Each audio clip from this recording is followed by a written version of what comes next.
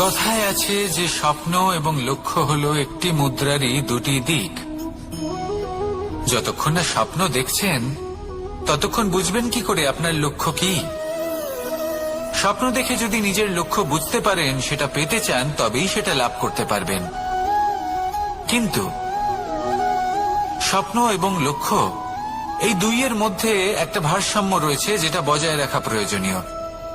একে আমরা বলে থাকি পরিশ্রম।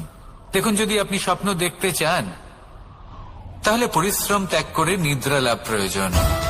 কিন্তু যদি আপনি লক্ষ্য লাভ করতে চান তাহলে আপনাকে নিদ্রা ত্যাগ করে পরিশ্রম করতে হবে। তাই আলস্য ত্যাগ করুন এবং সিদ্ধান্ত নিন যে আপনি কি চান। আপনার জীবনের এই তুলাদণ্ডে স্বপ্নের পাল্লা ভারী হওয়া প্রয়োজন নাকি লক্ষ্যের? আমার মতে এই দুইয়ের মধ্যে যদি ভারসাম্য বজায় রাখেন তবে পথ নিজে থেকেই সামনে আসবে। শুধু সেই পথে অগ্রসর হতে থাকুন এবং আমার সাথে ভালোবেসে বলুন, রাধা রাধা রাধা রাধা। আপনারা হয়তো ভাবছেন কি আশ্চর্য ব্যাপার, প্রত্যেকবার আমি কথা শেষ হওয়ার পরে রাধা রাধা বলি। এইবার আমি আগেই বলে দিলাম। কারণটা কি? কারণ সূত্রপাত হয় নিঃস্বার্থ আবেগের দ্বারা। ঠিক যেমন একজন মাতাকেই দেখে নিন। যখনই একজন মাতা সন্তানকে জন্ম দেন তখন এই সংসার ভুলে যায় যে তার জন্য এটা একটা নতুন জন্ম। কারণ একজন নারী তখন একজন মাতৃরূপে নতুন ভাবে জন্ম নেন। একজন নারী স্ত্রী ও গৃহবধূ রূপে কিছু অধিকার লাভ করে থাকেন, কিন্তু তিনি যখন মা হয়ে যান তখন তিনি শুধুই দান করতে শেখেন। নিজের সন্তানের জন্য কত কিছুই না করেন, তাকে বাৎসল্যের সাগরে ভাসিয়ে নিয়ে যায়। এই সংসারে রাজকুমার জন্ম নিতেই পারেন, তাকে রাম এবং লক্ষণ কিন্তু মায়েরাই বানিয়ে তোলেন। একজন গোয়ালা জন্ম নেয়, তাকে দ্বারকাধীশ একজন মাই বানিয়ে তোলেন। পিতা হলেন সেই পর্বত যার একটা অংশ হলো তার সন্তান, কিন্তু মা হলেন সেই শিল্পী যিনি একটা পাথরকে খোদাই করে এমন এক মূর্তি গড়ে তোলেন যাকে সকলে পূজনীয় মনে করেন। তাহলে স্মরণ করুন সেই সকল মুহূর্ত যেগুলি আপনি নিজের মাতার সাথে অতিবাহিত করেছেন। অনুভব করতে পারবেন যে কিভাবে এক মুহূর্তেই এই মন প্রফুল্ল হয়ে ওঠে। এবার এর কারণ কি?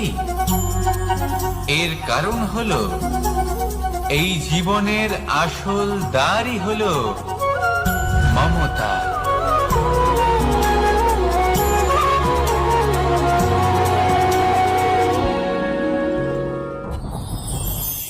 যত শক্তিশালী এই মন তত শক্তিশালী এই শরীরও। সারথি শক্তিহীন হয়, দুর্বল হয়, তাহলে এই রথের কি হবে? এটা উচিত পথে চলতে পারবে না, উচিত গতিতে চলতে পারবে না, মন মতো স্থানে এটা পৌঁছতেও পারবে না।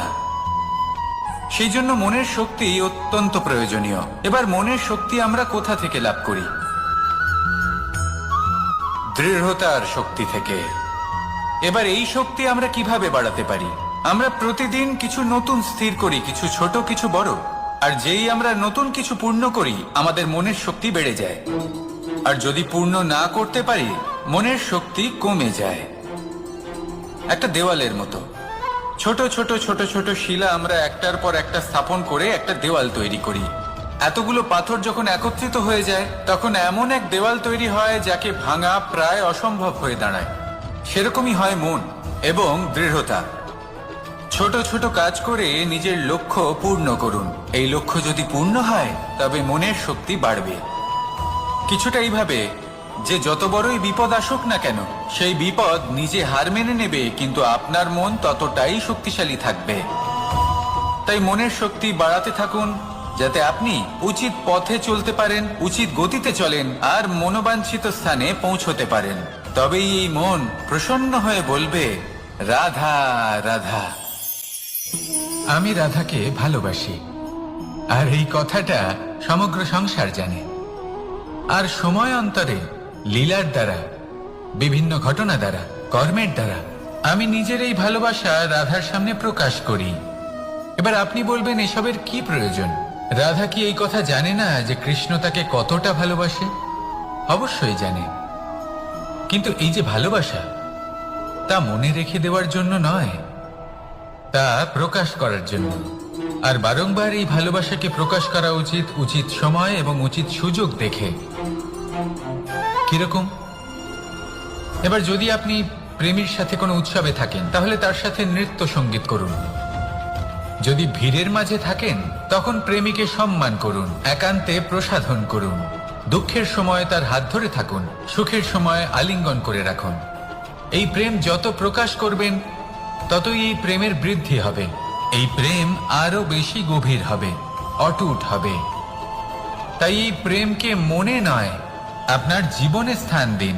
মন খুলে প্রকাশ করুন আর আমার সাথে ভালোবেসে বলুন, রাধা রাধা। জীবনে আপনার প্রকৃত বন্ধু আসলে কে? আপনার সব থেকে শ্রেষ্ঠ মিত্র আসলে কে? তিনি যিনি সময় এলে পরে আপনাকে সাহায্য করেন, নাকি তিনি যিনি সময় এলে পরে আপনাকে অর্থ দেন? দেখুন, আমরা হলাম মানুষ, আমাদের জীবনে লেনদেন চলতেই থাকে। এটা আমাদের জীবনের অভিন্ন অংশ। কিন্তু অনেক সময় এমন হয় যে আমরা তাকেই নিজের প্রকৃত বন্ধু বলে মনে করি, যিনি আমাদের একটা বহুমূল্য উপহার দেন, ঠিক কিনা? এবার আপনার জীবনে সেই বহুমূল্য উপহার কোনটা, ওই অমূল্য মিত্র আসলে কে, সেই সিদ্ধান্ত হলো আপনার। কিন্তু যদি আপনি আমাকে জিজ্ঞেস করেন, তাহলে আমার মতে স্বর্ণ, হিরে, মুক্ত, ধন এগুলো বহুমূল্য নয়। বহুমূল্য হলো সঙ্গ, যখন আপনি একা হয়ে যাবেন, সময়, যখন আপনার তাকে প্রয়োজন হবে, সমর্পণ, যখন আপনার বিশ্বাসের প্রয়োজন পড়বে। যে মানুষ আপনার প্রতি এই 3 গুণ প্রদর্শন করেন, যিনি আপনার কঠিন সময়ে আপনাকে অবশ্যই সঙ্গ দেবেন, যখন আপনার প্রয়োজন পড়বে আপনাকে অবশ্যই সময় দেবেন, আপনার প্রতি সম্পূর্ণ সমর্পিত থাকবেন, সেই হলো আপনার আসল মিত্র, সেই হলো আপনার প্রকৃত বন্ধু। কারণ সত্যি বললে, বন্ধুত্বের অর্থই হলো নিজেকে সম্পূর্ণরূপে কারোর কাছে সমর্পণ করে দেওয়া। তাই আপনার সেই বন্ধুর জন্য নিজের প্রাণ উজাড় করে দিন আর ভালোবেসে বলুন, রাধা রাধা। সংসারে আমাদের জীবনে যখন কোনো সুখ বা দুঃখ আসে, তার জন্য আমরা কাউকে না কাউকে অবশ্যই দায়ী করে থাকি, তাই না? এই ব্যক্তি আমাদের সাথে এরকম কাজ করেছেন, তাই আমার সাথে এমন হলো। ওই ব্যক্তি যদি এমনটা না করতেন, তাহলে আজ আমি ওই স্থানে পৌঁছতে পারতাম। সবই আপনার দৃষ্টিভঙ্গির ওপর নির্ভরশীল। আর যদি আপনার দৃষ্টিভঙ্গি এমন হয়, তাহলে তা অনুচিত। সত্যি কথা বলতে, এই সংসারে ভিন্ন ভিন্ন ধরনের মানুষ আছে। এটা আপনার ওপর নির্ভর করছে কিভাবে তাদের স্বাগত জানাবেন। একবার ভাবুন, আমি আমার 2টো হাত সামনে নিয়ে এলাম, 2টো মুঠো খুলে দিলাম। 2 প্রকারের মানুষ আসবেন, কিছু না কিছু দিয়ে যাবেন। এই মুঠো যদি আমি বন্ধ করে দিই, তাহলে না কেউ আমাকে কিছু দিতে পারবে, না আমার কিছু যাবে আসবে। নিশ্চয়ই বুঝতে পারছেন এই 2 ধরনের ব্যক্তি কারা এবং তারা কি দিয়ে যান।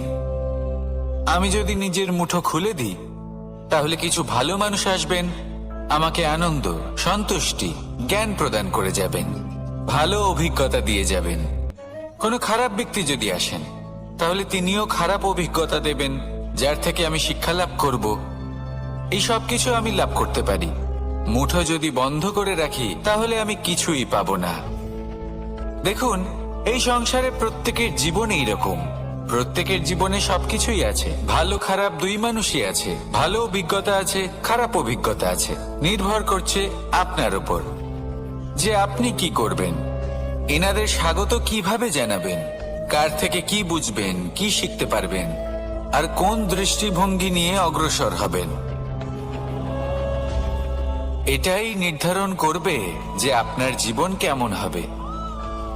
আসুন আমার সাথে ভালোবেসে বলুন, রাধা রাধা। জীবনে যখন কোনো ব্যক্তি নিজের লক্ষ্য প্রাপ্তির জন্য নিরন্তর পরিশ্রম করতে থাকেন, চেষ্টা করতে থাকেন, তখন তিনি কষ্ট অনুভব করেন। কখনো শারীরিক কষ্ট, কখনো মানসিক কষ্ট। এবার উনি এটা ভাবতে থাকেন যে আমি কি উচিত করছি নাকি অনুচিত করছি। কারণ অন্যদিকে এমন একজন ব্যক্তিও আছেন যিনি একদমই পরিশ্রম চেষ্টা করছেন না। তিনি মদিরা পান করেন, বিলাসিতায় জীবন কাটান, অলস প্রকৃতির হয়ে ওঠেন, নিদ্রাতে বিলীন হয়ে থাকেন আর ভাবেন যে তিনি সুখ লাভ করছেন। কিন্তু এরকম কেন হয়?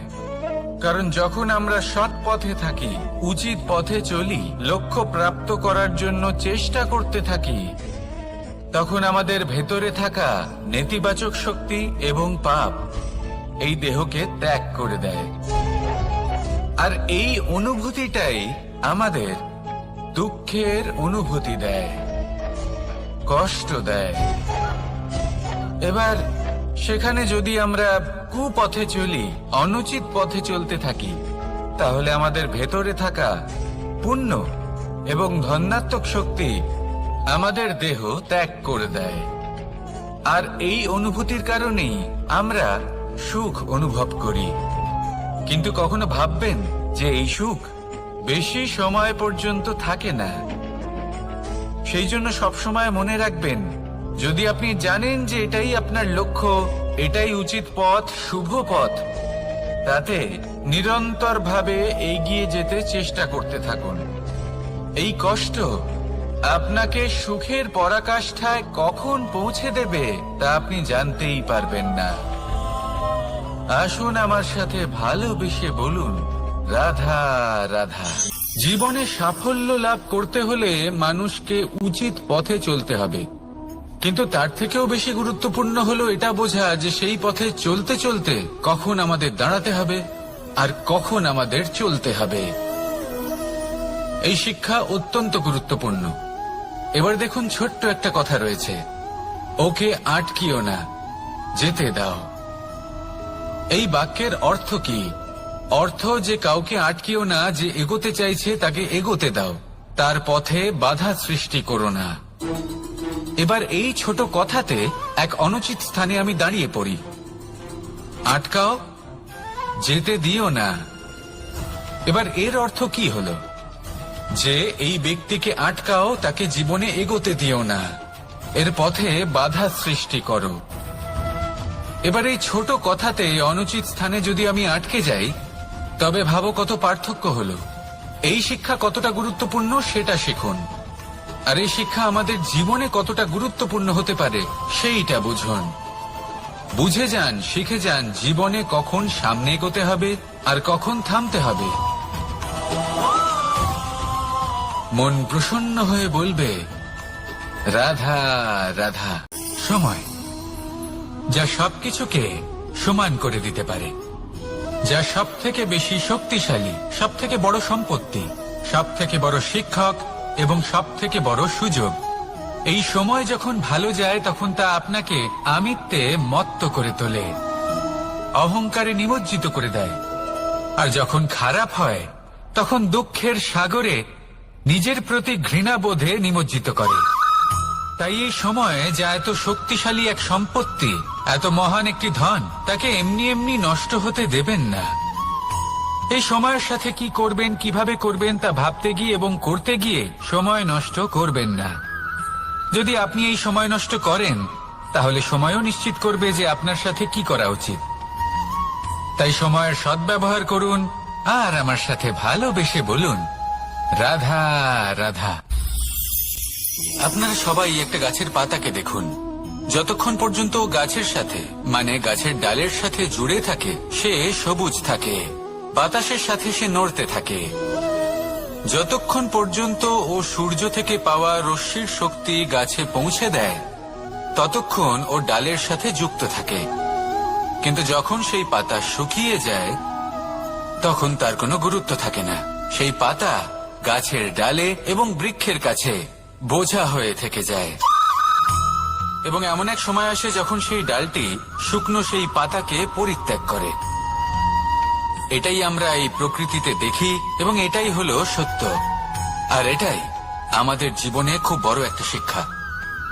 যদি আপনিও নিজের জীবনে নিজের আপনজনদের কাছে বোঝা স্বরূপ হয়ে দাঁড়ান, তাহলে তারা আপনাকে যতই ভালোবাসুক না কেন, ওনারা যদি নাও চান, তাহলেও এমন এক দিন আসবে যখন আপনার আপনজন আপনাকে পরিত্যাগ করবে। সেই জন্য সবসময় আত্মনির্ভর হয়ে ওঠার চেষ্টা করুন, নিরন্তর পরিশ্রম করতে থাকুন, কারোর ওপর বোঝা হয়ে থাকবেন না, বরং তার সাথে মিলে দায়িত্ব পালন করুন।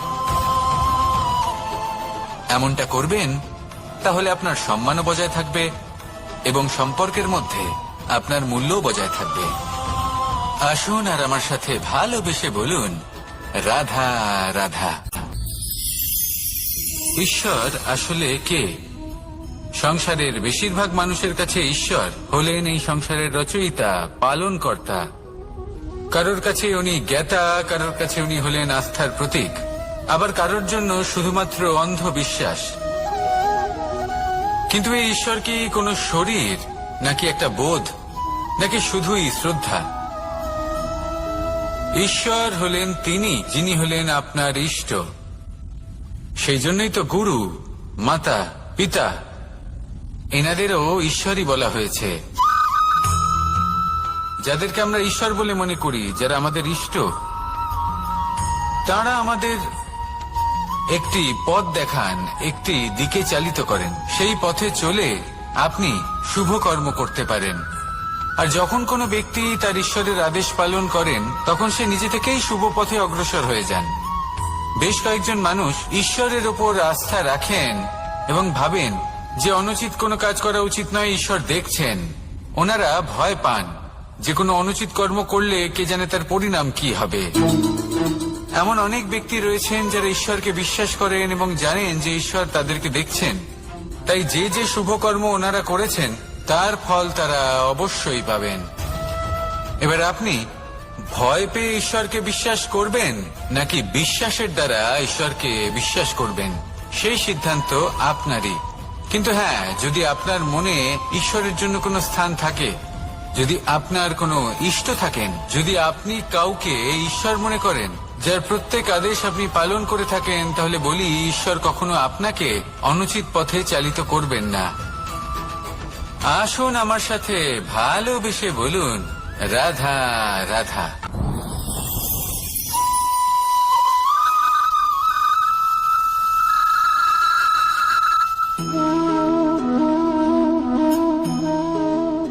মোহনের বাঁশির এই সুর, এই সঙ্গীত কার না পছন্দ হয়, সবারই খুব ভালো লাগে। এবার এই সুর আসে কোথা থেকে? কেউ বলবেন কৃষ্ণের হৃদয় থেকে। সত্য কথা, এই সুর হৃদয় থেকে নির্গত হয় এবং প্রকট হয় এই বাঁশি থেকে। এই বাঁশিটাকে দেখুন, এই ছিদ্রগুলি দেখুন, প্রত্যেকটা সুর থেকে নিজস্ব একটা স্বর নির্গত হয়। এবার যে ব্যক্তি এই সমস্ত সুর এবং স্বর বুঝতে পারেন, এতে নিপুণ, তিনি এই বাঁশির দ্বারা যে সুর নির্গত করবেন তা তো মধুর অবশ্যই হবে। এবার জীবনের সাথেও কিছুটা এরকমই ঘটে। জীবনের কিছু নীতি থাকে, অর্থ, কুটুম্ব এবং আধ্যাত্মিক। যদি জীবনের প্রত্যেকটা মুহূর্ত সুখময় হয় এরকম আপনি চান, তাহলে এই তিনটি নীতিতে আপনাকে নিপুণ হতে হবে। কোনো একটি বিশেষ নীতির প্রতি যদি আপনি বেশি ঝুঁকে পড়েন, তাহলে বাকি দুই নীতি থেকে যা সুখ লাভ করা সম্ভব তা পারবেন না। ধন অর্জন করতে হবে পরিবারের জন্য, পরিবারের সুখ মনের শান্তির জন্য, মনে শান্তির প্রয়োজন মনের শুদ্ধতার জন্য। যখন এই মন শুদ্ধ হবে, জীবন শুদ্ধ হবে, পবিত্র হবে, সুন্দর হবে এবং ভালোবেসে বলবে, রাধা রাধা। লোভ আপনার অন্তরের আরো একটা শত্রু। দেখতে গেলে এটা একটা শব্দ, একটা সংস্কৃত শব্দ, লব ধাতু থেকে উৎপন্ন হয়েছে। এর অর্থ কিছু লাভ করা। কিছু লাভ করা অনুচিত নয়, আরো কিছু লাভ করাও অনুচিত নয়, কিন্তু সব থেকে বেশি আমি লাভ করব। আমি আরো চাই, আরো বেশি চাই, আরো বেশি পেতে চাই। এটাই হলো লোভ। আর এই লোভ যখন গ্রাস করে তখন আপনি যা পেতে চান, সে ধনই হোক বা মানই হোক, তা অর্জন করার জন্য মানুষ যে কোনো স্তরে পৌঁছে যেতে পারে। যদি মানুষ ধন অর্জন করতে চান তাহলে তার জন্য তারা অধর্মের পথেও চলতে পারেন। যদি সম্মান অর্জন করতে চান তাহলে অন্য মানুষকে ছোটও করতে পারেন। শেষ পর্যন্ত আপনার এটা মনে হতে পারে যে যদি একটু অল্পই প্রাপ্ত করতাম কিন্তু ভালোবেসে প্রাপ্ত করতাম, এই জীবন আরো অনেক বেশি সুখী হতো। লোভ আপনার জীবনে, আপনার মনে কখন যে প্রবেশ করবে সেটা আপনি জানতেও পারবেন না। তাই এটা চিনতে শিখুন আর তৎক্ষণাৎ জীবন থেকে বাইরে ফেলে দিন। যা কিছু লাভ করতে চান তা ভালোবেসে লাভ করুন, আর সেই ভালোবাসার সাথেই বলুন রাধা রাধা।